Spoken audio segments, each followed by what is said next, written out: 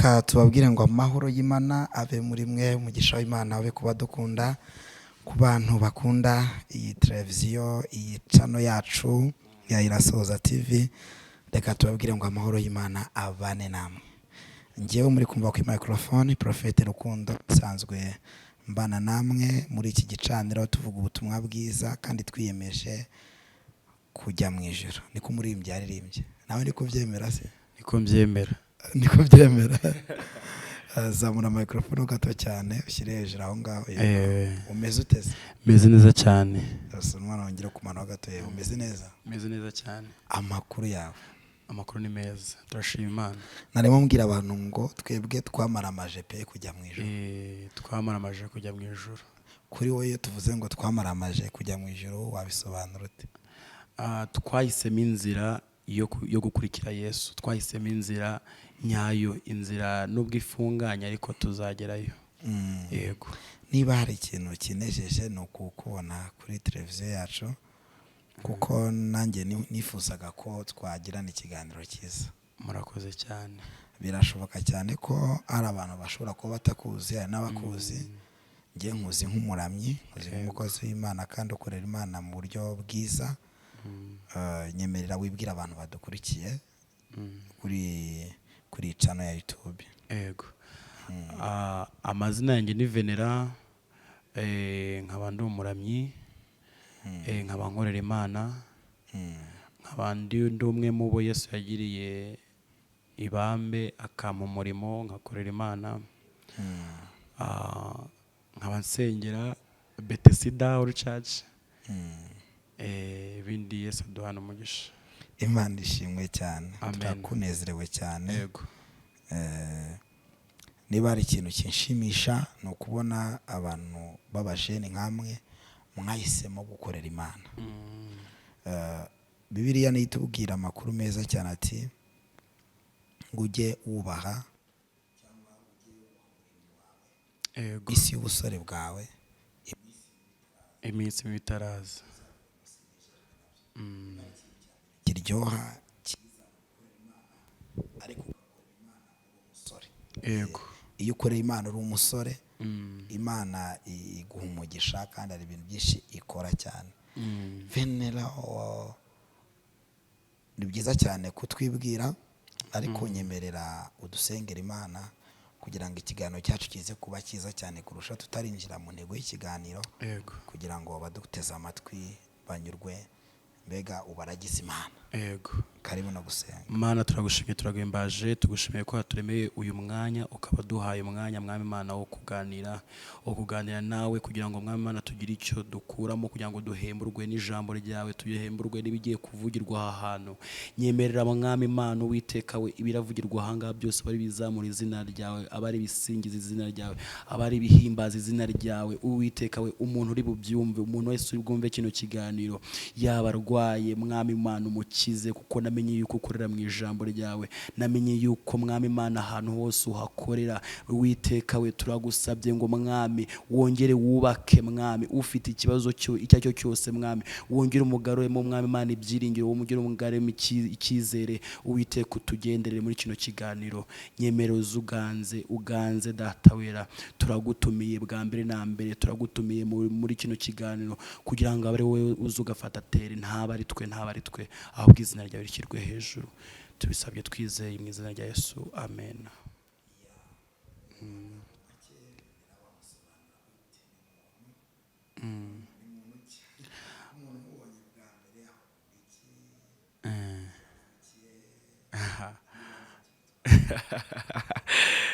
Ku muntu Venera ni muntu ki?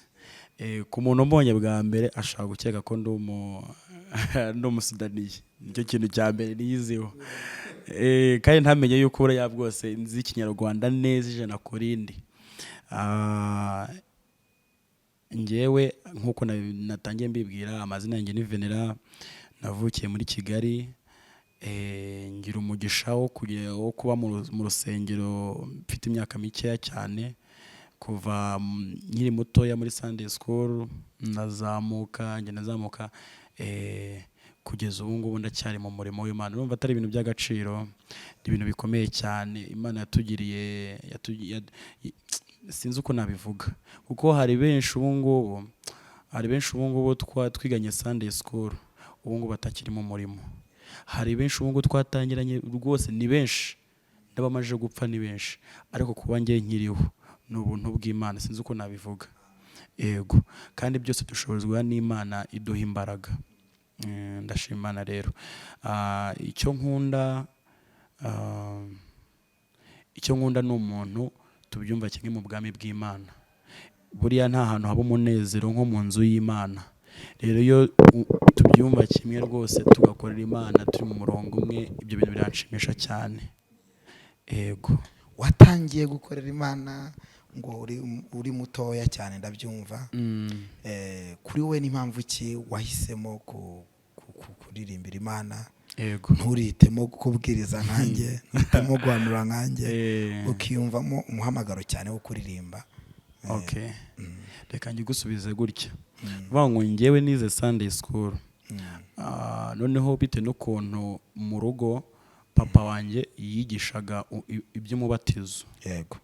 Noneho njyewe nza kuza gushiduka, ni kubana na papa cyane, kumwegera cyane, naragiye hafi yiwe niga iby'umubatizo hakiri kare. Vuga ngo abandi niba bafatira ku myaka 12, njye nabyize wenda mfite imyaka 10. None icyo gihe urumva, noneho nza kuzanamo n'impano yo guhanura. Ku myaka yanjye 10 narahanuraga. Yego. Noneho then ubwo baza kuza kubyibaza, baravuga ati se umuntu uri kwiga umubatiza afite imyaka ituzuye ibite ibiki. Urumva, ariko ubwo ndiga nyine nza kubatizwa. Ubwo nkimara kubatizwa rero nibwo ninjiye mu bintu byo kuririmba, ntangira ndirimba nyine, nkazajya ndirimba mu makorari, nkaririmba mu worship, gutyo nyine gahoro gahoro ngenda nzamuka. Yego, ni gutyo naje kuhita mbyisangamo ibintu byo kuririmba, ndanabikunda cyane pe. Ngeraho mbikunda cyane, mbigira ubuzima bwanjye, biba ubuzima bwanjye. Noneho nza no guhishurirwa yuko nabo muramyi, noneho noneho nkinjira mu murongo wo kuba umuramyi mu buzima bwanjye bwose. Ubuzima bwanjye nyine nkabuharira Imana, avuga ati okay, ndi kuramya Imana ubuzima bwanjye. Ni sawa cyane, ni byiza cyane. Yego. Kwa kundi umuntu ashobora kuba aryamye asinziriye, umuntu akamukangura agahita akubwira ati turirimbire nk'indirimbo ijye kubaka mu buzima bwawe. Cyangwa hari n'igihe umuntu ari kugenda nk'umuhanda akagenda akaririmba, aho karimba akagenda akaririmba yumva kamufashije mu mutima we. Ni nk'indirimbo igikunda kugufasha? Hari indirimbo ivuga ngo nta yindi mana ngikora nkayo. Ni ya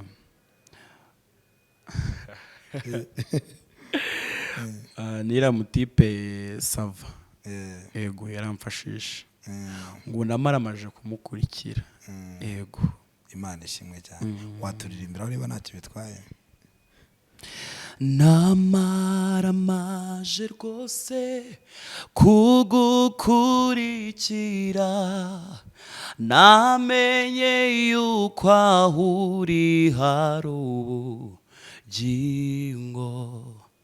Namaramaje rwose kugukurikira, namenye yuko aho uri hari ubugingo. Nta yindi mana mw'isi no mw'ijuru, nta yindi mana ntayo twabona. Haleluya.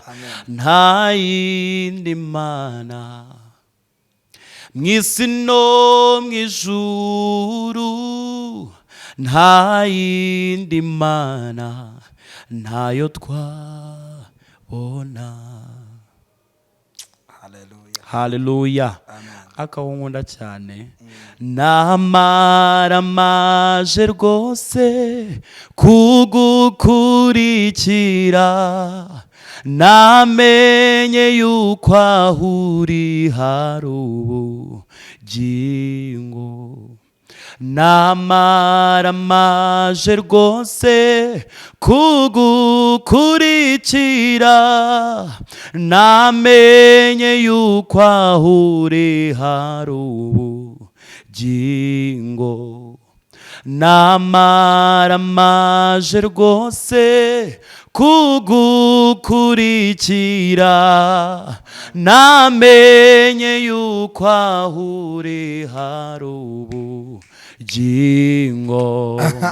namaramaje rwose kugukurikira, namenye yuko aho uri hari ubugingo. ndafashijwe. Haleluya. Mana njye nkunda baramye nkabura icyo nabaha, ariko niyo nabura icyo nabara sinzabura kubaha amazi. Iyo nabura amazi sinabura ji. Ziranja kuko abaharamye baramfasha kandi baranezeza. Uyu munsi rero ndagira ngo tuganire ikiganiro cyiza cyane kivuga ngo eske ubuzima bwo kuramya cyambere mu rubyiruko mu itorero buvuze iki cyangwa busobanuye iki kuri wowe? Ni icyo kiganiro ndagira ngo tubwire nk'udukini iyo twagira ngo kuri dutanu uko byumva ubuzima byo kuramya Imana mu rubyiruko no mu itorero bisobanuye iki. Ese hari icyo bifasha abantu? Ese hari icyo bimariye sosiyete nyarwanda? Yego. Nyuma yaho uraza no gukomeza nyine twiganira, biremewe no kugira ngo abantu bakomeze bumve banezerwe kuko bari babidusabye kugira ngo tubiganireho.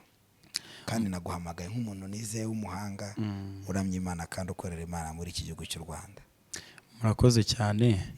Ubundi iyo bavuze ubuzima buramya Imana, uko ngiye mbyumva ni ukubaho mu buzima buhimbaza Imana, buramya Imana, mbega ukegurira ubuzima bwawe Imana, ukumva ko Imana ariyo mugenga w'ubuzima bwawe bwose. Imana ikagenga ubuzima bwawe bwose, ukiyegurira Imana mu byo uvuga, mu byo ukora, mu migendere, mu mitekerereze, mu buryo ubana n'abandi, mbega mu bintu byose ukora byose, ukabaho mu buzima buhimbaza Imana, mbega ukaba igitambo kizima.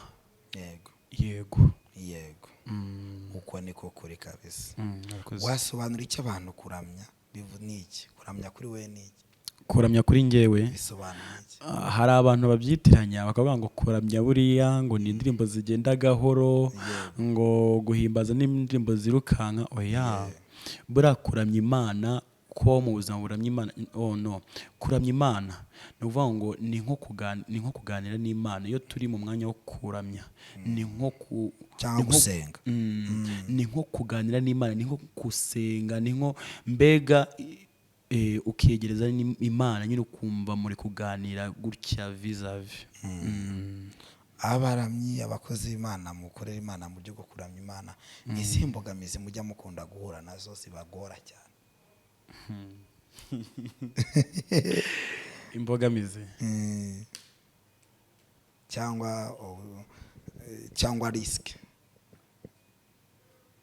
mu gukorera Imana? Oya nta risk iba mu gukorera Imana.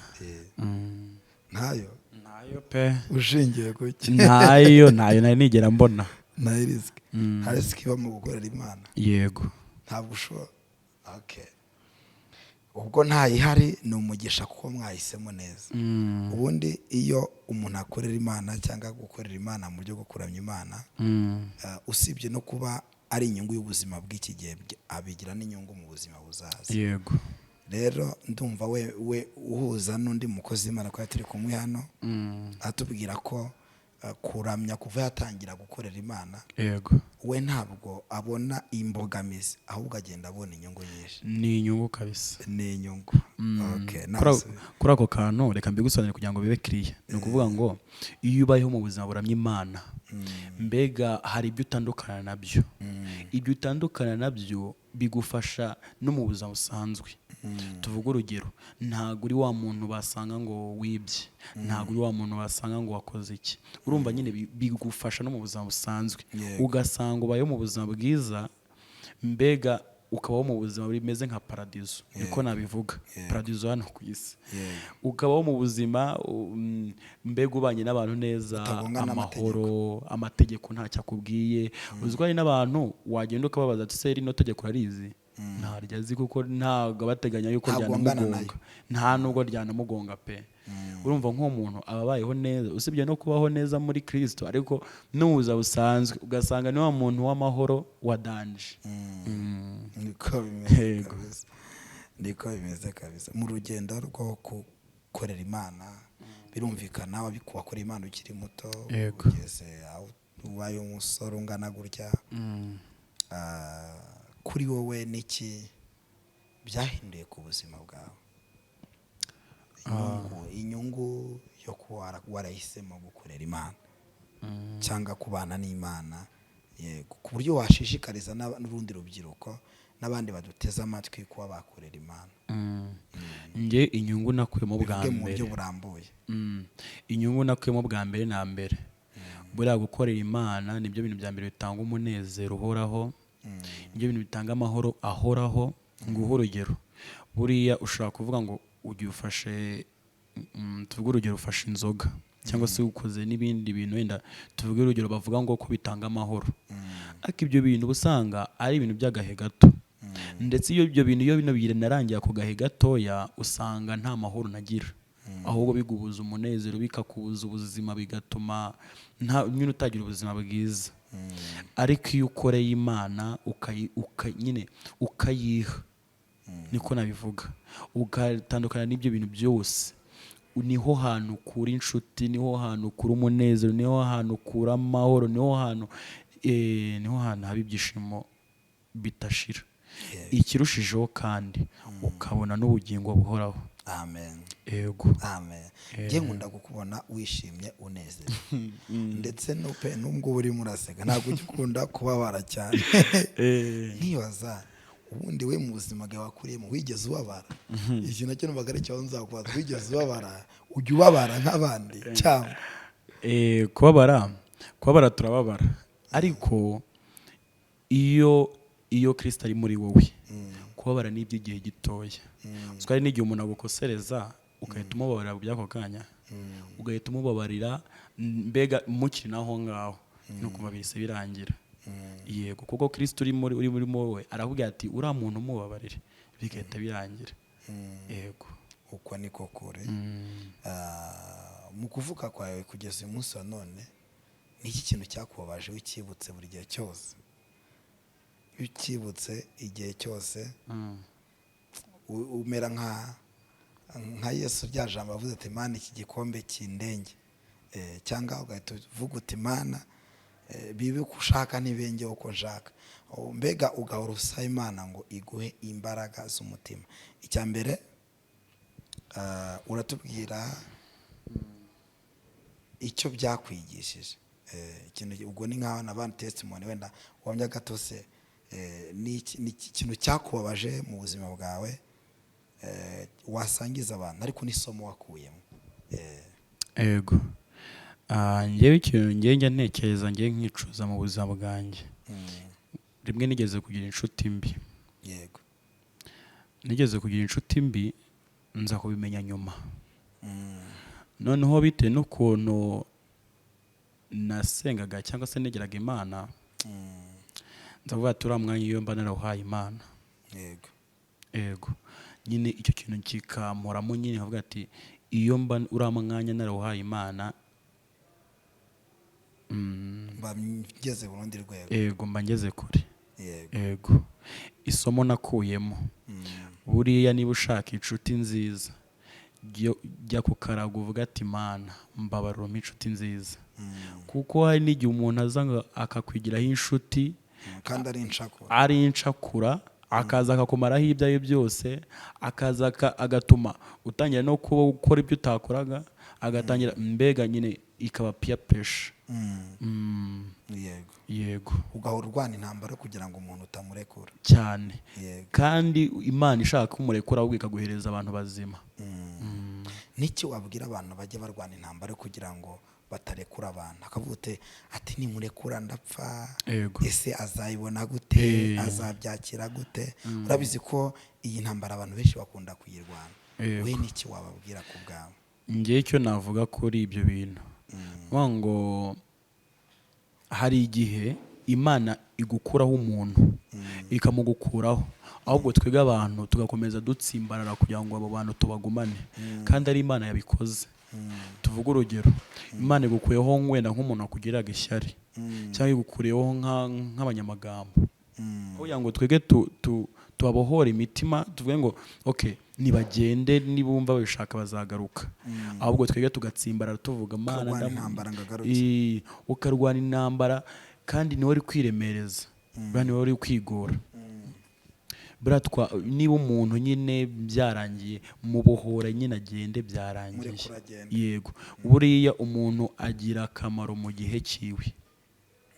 Buriya hari umuntu muhura today ahakugirira akamaro, iyo akamaro nyine, iyo ikintu yari afite kugukorera iyo kirangiye, ubwo ahita agenda n'ubundi. Ndetse hari ikintu aba asigaye mu buzima bwawe? Yego, nta kintu aba asigaye akora, ahita agenda. Rero nyine isomo ngiye numva icyo numva nabwira abantu, niba umuntu ubona nyine rwose bidashoboka, mureka agende. Murekura agende kuko akamaro ke kaba karangiye. Yego. Uko niko kuri kabisa. Imana ishimwe cyane kandi Imana iguha umugisha. Murakoze. Ndimo numva nanjye ndi kugenda mfashwa, ndimo numva ndi kugenda nezerwa cyane. Ati ubuzima icyo nicuza ni inshuti mbi nagize mu buzima bwanjye, n'umwanya nazitakajeho sinawukoreramo Imana. Ariko uyu munsi namaze kumenya icyerekezo cy'ubuzima, nakira urugendo rwo gukorera Imana n'ubuzima bwanjye bwose. Muri imbyamye ngo ibyo ntunze nanjye ubwawe, nanjye ubwanjye nibyo mucunguzi, ngo nabura iki se ngo ufite mwami wanjye ko umpagije. Iyo tuvuga ngo ibyo ntunze nanjye ubwanjye, ni iby'uwo mucunguzi. Ubuzima bw'abakristo b'iyi minsi cyangwa b'iki gihe, ubona nabo ubuzima bwabo barabuhariye Imana, ku buryo ibyo batunze nabo ubwabo barabihariye Kristo. Kuri wowe bitewe kukuba mu rusengero wa mu nzu y'Imana, mu rubyiruko by'umwihariko ko ariho ukunze kubure, ubona bimeze bite? Njye ndavuga ku ruhande rwanjye, kuko ngiye kuvuga ku ruhande rw'abandi nagiye guca imanza. Yego, ngiye ku ruhande rwanjye bavuze ngo ibyo ntunze nanjye ubwanjye ni by'uwo mucunguzi. Uko mbyumva bavuga ngo ibyo ntunze njyewe, abankomotseho, ibyo mfite, ubutunzi mbega byose ni iby'iwe.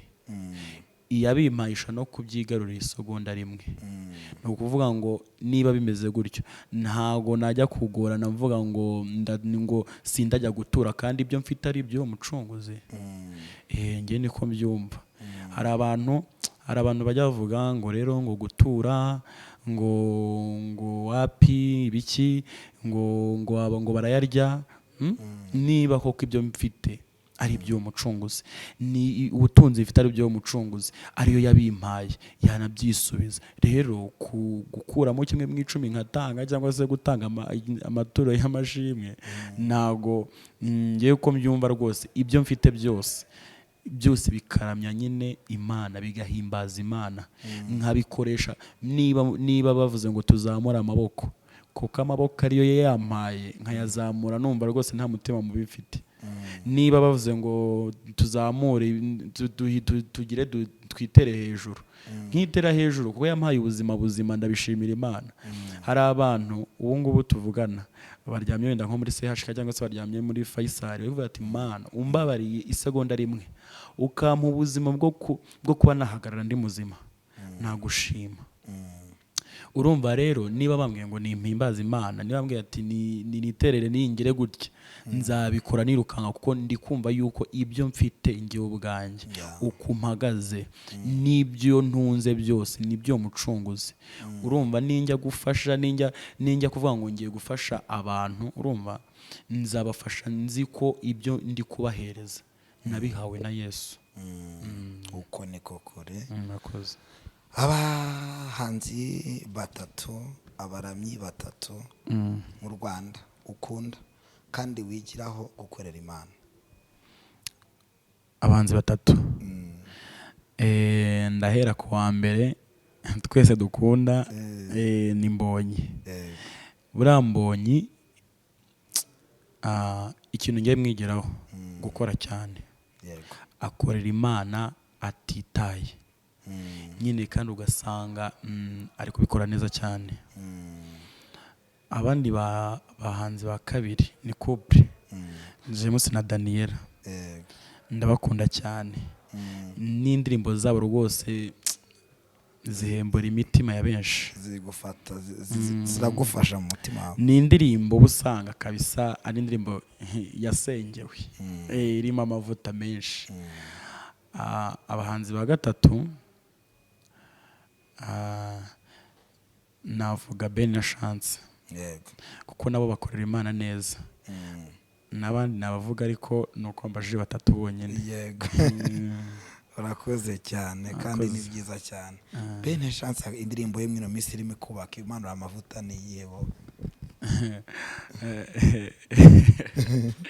Iya Ben na Chance cyangwa n'indirimbo ya Aram cyangwa Aram Ministries nta kibazo.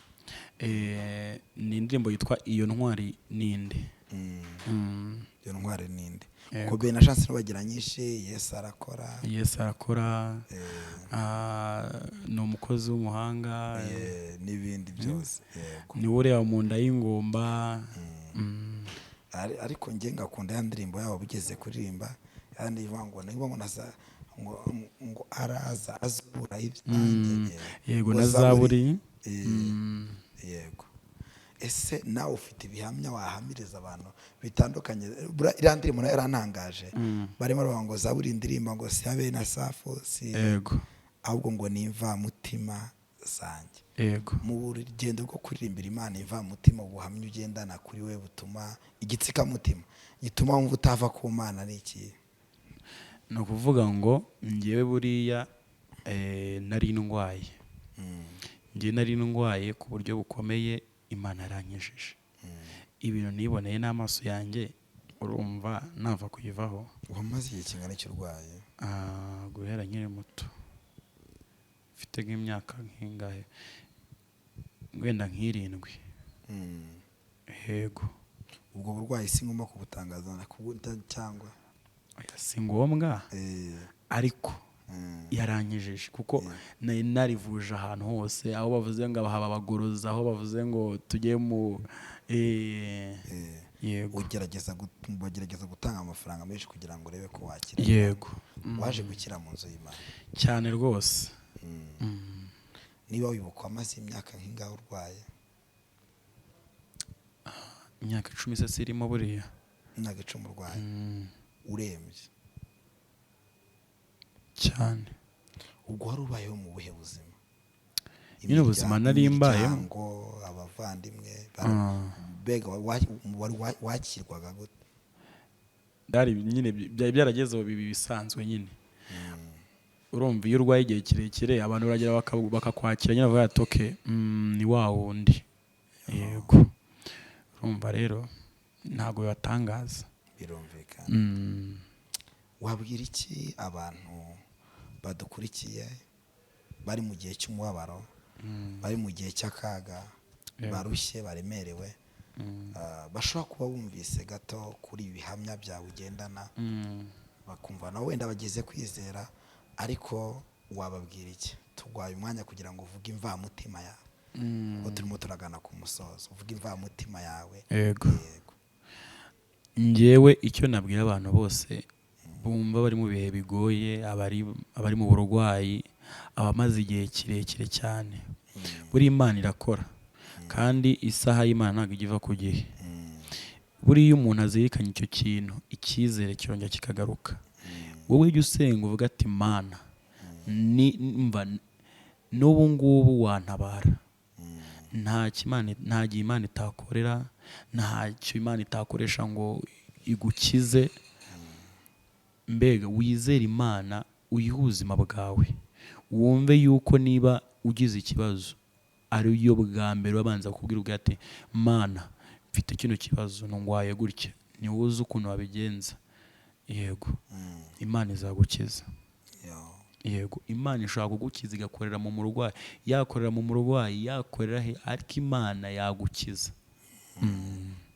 birumvikana. Yego ishoboye byose. Yego umuririmbyi nawe aririmbye n'ijambo ry'Imana rivuga cyane, banga Imana yacu ibasha gukora cyane ibiruta ibyo dusaba. Yego nibyo twibwira, imbaraga zayo zidukoreramo. Irihe jambo ry'Imana ryari kubaka mu mutima wawe? Ijambo ry'Imana ryari inyubaka mu mutima wanjye. Reka dusome Matayo 5:16. Yego ntacyo bitwaye. Matayo 5:16. Ngiye n'imirongo myinshi imfasha, ariko uko tuzagenda tuganira muzagenda wenda muyumva. Nta kibazo.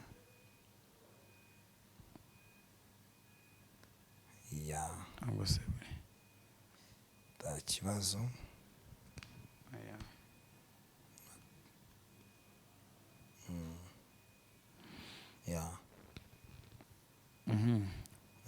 Haranditse ngo ngaba ariko umucyo wanyu ubonekera imbere y'abantu, kugira ngo babone imirimo yanyu myiza bahere ko bahimbaze So wo mu ijuru.